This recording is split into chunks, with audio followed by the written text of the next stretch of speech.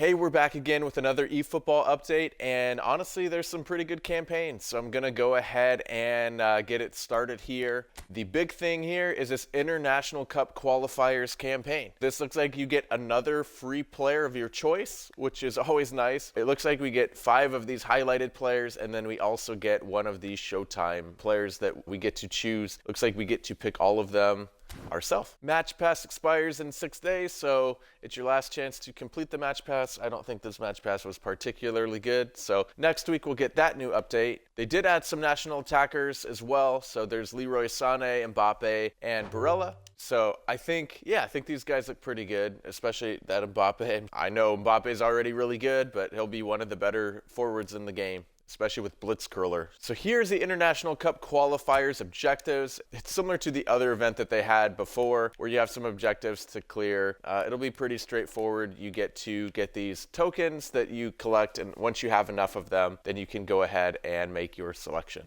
No other events going on, but that's going on for a while, so that'll be fun. And they give you a free selection right off the bat, so we can go ahead and get that started. Here are the players of the week. There's some decent players that can slip into one of your Italian or Premier League teams if you use a Spanish team, mostly like me. And this pack looks all right. All these guys 95 and up I think are going to be pretty good. So these are the players that we can pick from.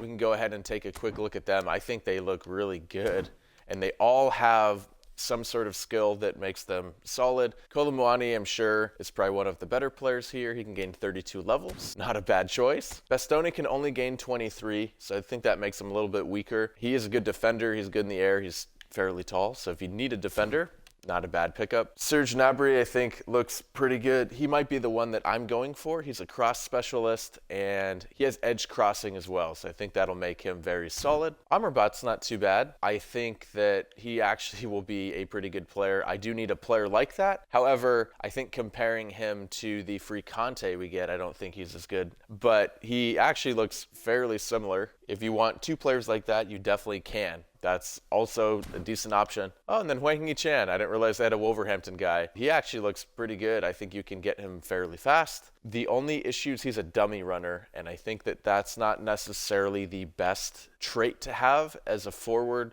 because he won't always make the best runs for you. He also has phenomenal pass, which as a center forward, I feel like that's the worst card here, which is a bummer because he's my favorite player available. So here's the actual selections here. So we do get to pick 5 of these players. I think once we pick 5, we get the contract. I'm not really sure exactly how that works, but I'm not sure who I'm going to pick just yet. But they give you a free one right off the bat, and then you have to complete objectives to get some more. These players aren't bad, especially for us free-to-play players.